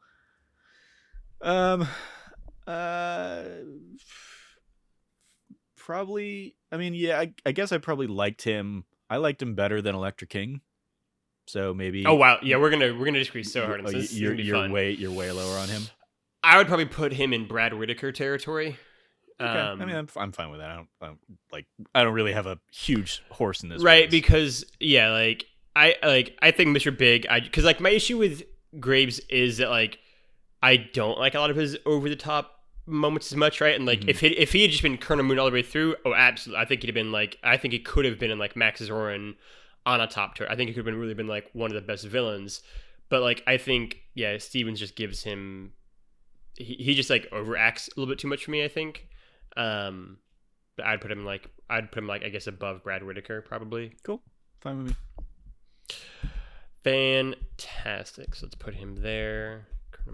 Amusing, Graves. Given how much you were like, I do not like Elliot Carver as a character, that you're like, no, apparently you liked him better. Yeah. Again, I guess I've said it multiple times. Like that is one of the joys of this series, right? And just like why I like to kind of do this like rate and review Bond films every kind of 4 or 5 years is that like, yeah, your taste just change, right? And like having Tomorrow Never Dies and Die Another Day be the 2 Brosnan movies that like surprised me the most, and that like I liked them so much. I mean, GoldenEye stayed fantastic, and then I didn't like Wars on Enough as much. It's sort of fun to see who I do and don't like. Tomorrow Never Dies is definitely one of the big winners of this series, I can assure you. In terms of those musical moments, I like it. I know it's another like controversial take. I like Madonna's Die Another Day theme. I think it's totally fun and like utterly unique. That's my take. I like the song. I think it is a very weird choice for a Bond song, and very much is like of the time. It is that like Madonna was reinventing herself there in the early aughts kind of vibe, but it's definitely like it's catchy enough that like as soon as it came on, I was like, yep, I remember this. I remember the song. And I will say, I think also it's probably just from a visual perspective, it's the most interesting of the like musical intro sequences, like in part because you get those glimpses of like what Bond is going through in those 14 months, but also just the like the fire and ice motif of the women, I think is just visually more interesting than so many of these, like, oh, it's just miscellaneous sexy women doing a sexy dance thing with some imagery either projected on top of them or in this era CGI stuff around them. Like thinking about like this versus, hey, we're gonna throw a belly dancer in from Russia with Love just so we can have a belly dancing sequence in the opening credits. Like, okay, nope. Totally So at least they've come a long way from there. So yeah, I certainly would put this in the top chunk of the musical intros. Perfect. We're gonna put it below Goldfinger and above Goldeneye then, because I think it's great. I think it's a ton of fun. That is, I would say that is, in terms of like the things I recognize, the first four that we have, Live and Let Die, Spy Who Loved Me, Nobody Does It Better, Goldfinger, and Die Another Day, those are the only four I could probably sing for you. Because even when we get into the next one of Goldeneye, I'm like, I don't remember what the song about Goldeneye was at all. Sure. But yeah, I could I'm still totally sing happy with Goldfinger. Yeah. Yeah, very fun then. That's fantastic. Trevor, what did you think of... you almost had me doing Goldfinger. What did you think of Die Another Day? Well, do we want to do QLab stuff first? We already kind of ran over it so much because of the 20 because thing, of all the references, the references and stuff. I mean, for the gadgets themselves, though, and yeah, like obviously the invisible car is the big one, and I appreciate that it's not just invisible car; it still has a lot of his regular tricks, and I like the fact that a lot of them get a showcase in that car chase sequence. The invisible car element gets kind of taken out the window.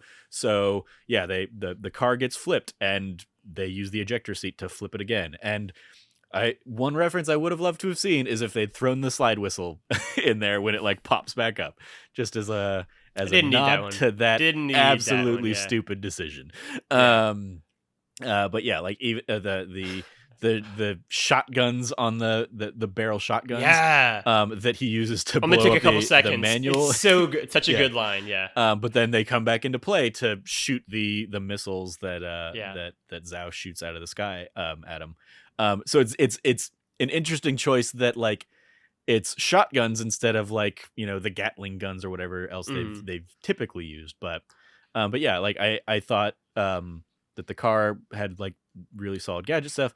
I think that Bond lucked out that he had the sonic ring and just happened to be standing over a glass floor when he needed to use it.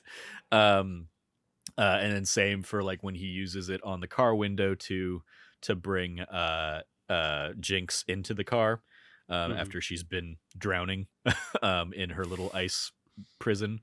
So yeah, I enjoyed the gadgets and the revisiting of a couple of gadgets like the laser element of the watch. I mean, even the watch at the beginning has like the detonator or the fuse for the C4 in it that Bond uses as well. But yeah, also the rebreathers as you mentioned. So yeah, I enjoy the gadgets in this one.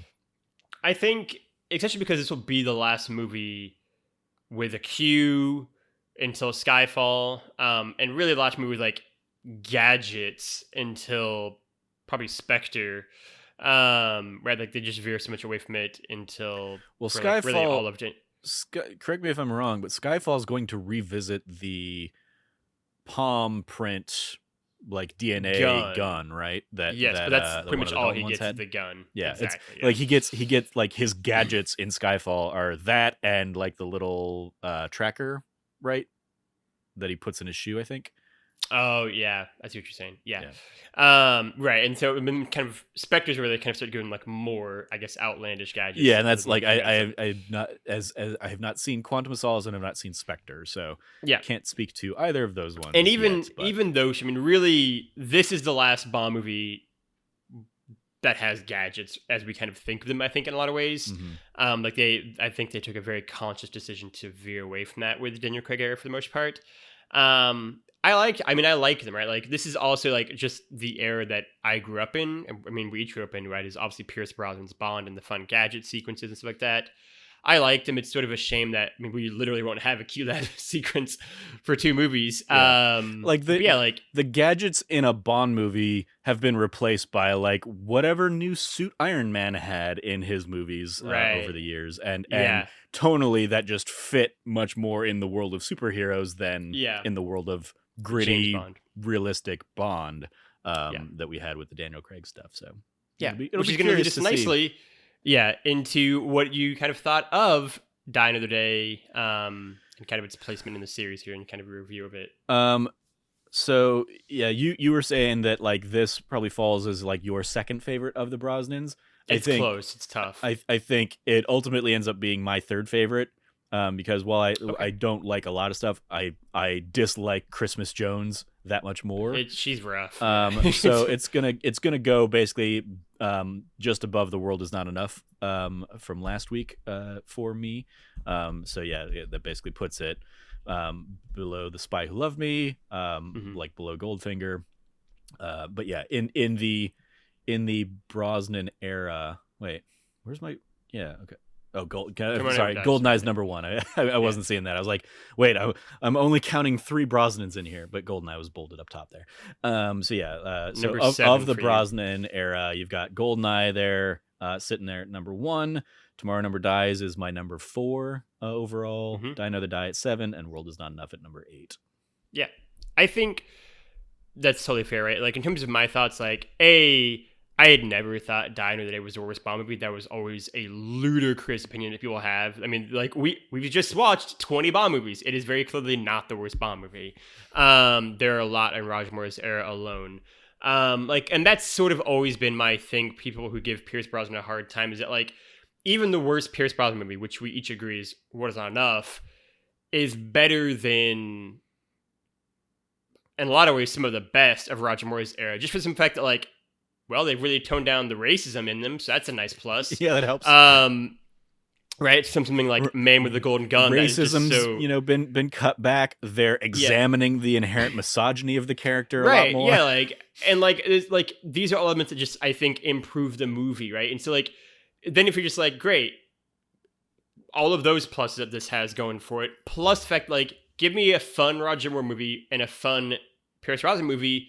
Then it comes down to, well, who is a more engaging and compelling James Bond? And to me, it is a pretty obvious answer. Again, I know there are Roger Moore fans out there who we've disappointed for 20 weeks now, but to me, Pierce Brosnan is just such a better actor and performer and has so much more fun with it, right? Like, I think Roger Moore largely just kind of stopped giving a shit after, in the most generous reading, maybe Moonraker, Fury's only territory, but certainly by like Spy Who Loved Me, I think he cared about that one, and then after that he's kind of like, I just can't pretend to care. Yeah, I mean, I still have an issue. Like, Roger Moore was too old to be playing Bond when he took on the role, let alone doing 7 movies, or 6 movies after that.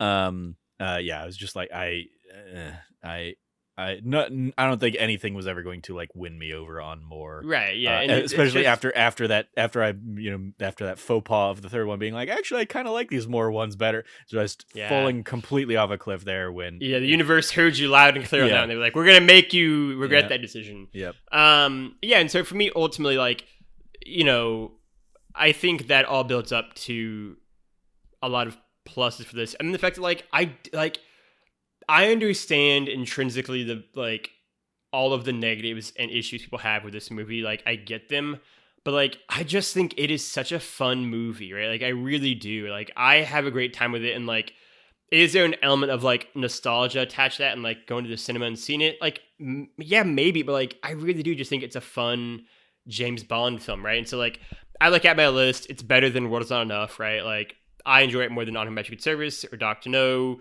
License to Kill, I think, is a good, strong contender, right? Tomorrow Never Dies.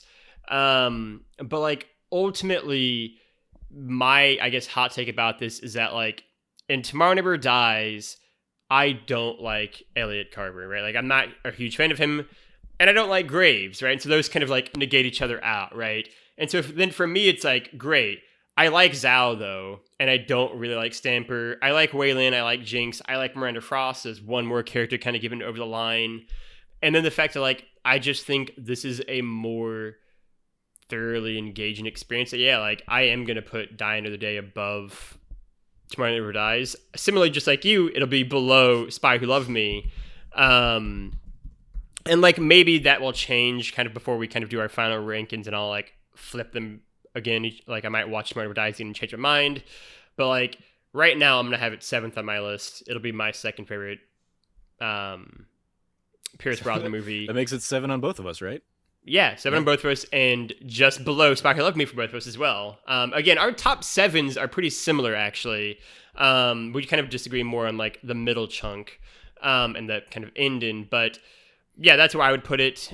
Which takes us, I think we've already kind of touched on it a lot, naturally to Bond on Bond, right? And I will openly acknowledge that, like, I've always loved Pierce Brosnan. Again, he was my Bond growing up. I've said it before. This series we watched has changed nothing for me. Sean Connery and Pierce Brosnan are my 2 favorite Bonds. I just love them. And I think Pierce in particular, the one thing that he has going for him that I would argue no Bond, I mean, Timothy Dalton maybe, just because he did so few, but like no Bond who did more than 3, we'll say, can say is that like Pierce Brosnan gave his best in all of his movies, right? Like he seemed to really care and really passionately enjoy being James Bond in all of his performances. And even my favorite Bond in Connery, I can't say that for. I certainly can't say it for Roger Moore, and I don't think you can say it for Daniel Craig either, right? And like I think Pierce Brosnan always gave everything he had in these performances, right? And even if the movies are of, you know, shaky status at times, it is never because of him, right? And so like I think he is such a fantastic Bond. I think that it's very obvious he was someone who cared about the character, because he's pulling, I think, a lot of the best elements of the prior 4 Bonds before him. Even George Lazenby, right? Like, I think he really takes the kind of the romantic nature of Lazenby's Bond and does it very well. He kind of keeps building off of kind of the more, like, moody elements of Timothy Dalton, right? And kind of how he, like, deconstructs the character a little bit. He has the flippancy and kind of one-liners of Moore. And I think he has kind of some of the more, like, fight elements of Connery. I think it is, yeah, it's such a complete Bond performance. I really love Pierce Brosnan performance. I know you agree, but yeah, what are your thoughts on Pierce in the role? I mean, yeah, I think Pierce is really great and easily soars past Connery, Moore, and Lazenby for me. Mm-hmm. So really, for me, it comes down to like, do I like him better than I liked Timothy Dalton? Timothy Dalton was very much an unknown for me going into this. Yeah, and I like ultimately, I think for me, Timothy Dalton never had a chance to disappoint me as Bond. Sure. So I like so both of his movies are, I think, still in my top 5. And so like he didn't suffer from the very roller coaster writing that Bond can have in the way that Brosnan did. I think Brosnan, like a lot of you said, like a lot of the points you said, like he definitely still is showing up and is there to like be this character and bring his all to it. But I think the movies that he's saddled with, a couple of them are just weaker outings. And I think his Bond ultimately suffers as a in relationship to that. So for me, Timothy Dalton's going to be my number 1, with Brosnan a close second. And then like, it's basically a chasm between those two and more Lazenby and Connery. I guess it would be Connery, then I mean I probably like Lazenby more than Moore at this point, just because Moore pissed me off in so many of his movies. Yeah, he just drops off a cliff. Yeah. So yeah, it's like Dalton with his very solid 2 outings, and like the allure and hope and wish of like we'd gotten more with him, versus if Brosnan had only had GoldenEye and Tomorrow Never Dies, Brosnan would probably what a 2 film would have probably like, you know, gone a little bit over Dalton on that front, in large part because of like just a bang out the case, Goldeneye. Yeah. But I think these last two have just kind of like, while still again leaps and bounds better than the earlier eras for me. Just they weaken his overall collection of Bond films a little bit, that I would have, like, I don't ever need to go back and rewatch Die Another Day or Tomorrow Never Die, or not Tomorrow Never, no, The World Is Not Enough. Like, those two have enough bad elements, and again, they're not tied to Brosnan's performance even. No, but not like, at all. Yeah. Just the elements surrounding him mean that I don't want to watch him in those movies. Yeah, I think it is that's interesting where my overall goes. Because obviously Brosnan was 49 when this one came out, so he just misses out on being, you know, an actor who gets into his 50s, which only Roger Moore had done, and obviously Daniel Craig Wilson should do as well. And I do think I would have been interested. I mean, I would have been interested in a fifth Pierce Brosnan movie for like a number of reasons, obviously, because I love Pierce Brosnan. He's each of our second favorite Bonds on kind of our respective lists. But I'd have really been curious to see if they'd done one more, if they would have maybe explored the idea of an older Bond there. Because this is the first one where I think, like, Dino is the first one, really, I guess the first and the only one of his four where it's like, oh yeah, like he's getting a little bit older now. And so like, I'd have loved like one more when he would have been probably like 51, 52, right? What they would have kind of possibly done with that. And instead we kind of wait 15 years to get that answer. And yeah, this is the end of kind of an era in a lot of ways. Obviously things are going to change a lot with the Daniel Craig films. It is a 4-year shift, but it'll feel like 10 when we go from Die Another Day to Casino Royale, the kind of style of movie that is. But yeah, because yeah, I mean, the thing I've always said when we get to Casino Royale is it is a direct response to Bourne Identity, which came out here in 2002 alongside this one. And so like that's what people start looking for, especially when you compare Bourne Identity up against Die Another Day. I think there was a much bigger clamoring towards this new era, more of this, like what this new spy thriller can be and can look like. Right. And obviously, Versus. like the Bourne series, of course, owes influence from Bond, but it is very much like here's a 21st century take on what a spy can look like in this. Obviously the books were written still in the 20th century, but whatever. So yeah, I think it's going to be very interesting to see like that shift moving into the Daniel Craig era as a response. Yeah, we've ended the Pierce Brosnan era. We've only got one era left, as Trevor said. Only 5 movies of Daniel Craig that we will get over after 2002. It's right? weird to think this one was 20 years ago. And we've only got movies. 5 more to go. And that is absolutely bananas, right? Like it is insane, but nonetheless, that is how we're going to go because there's big gaps in between most of them. But that is for another time. Thank you for listening and watching. I hope you like what you saw because it's a video only podcast on youtube.com/thatnerdysite. If you're on YouTube, which you should already be, you should go over and hit the like button, leave a lot of comments, tell us to know what you thought of Die Another Day or really any of Pierce Brosnan's kind of movies and how you kind of review and like his performance as the character. Hit the subscribe notifications, hit the little bell to get notified when a new video goes live Monday through Saturday over at youtube.com/thatnerdysite. You can also go over to thatnerdysite.com and check out all the latest reviews, features, podcasts going live over there, as well as, of course, the companion written review that I do for each one of these movies as well, to kind of get more in-depth thoughts from me. You can go find Trevor at Trevor J. Starkey on the internet. Trev, anything you want to plug or shout out? We'll shout out whatever we're talking about on That Nerdy Site show these weeks. We obviously were recording these a few weeks ahead of schedule, so I have no idea what we'll be talking about in mid-May when this is actually coming Obi-Wan? out. It's on That Nerdy Site. No, because Obi-Wan won't come out until the end of the month.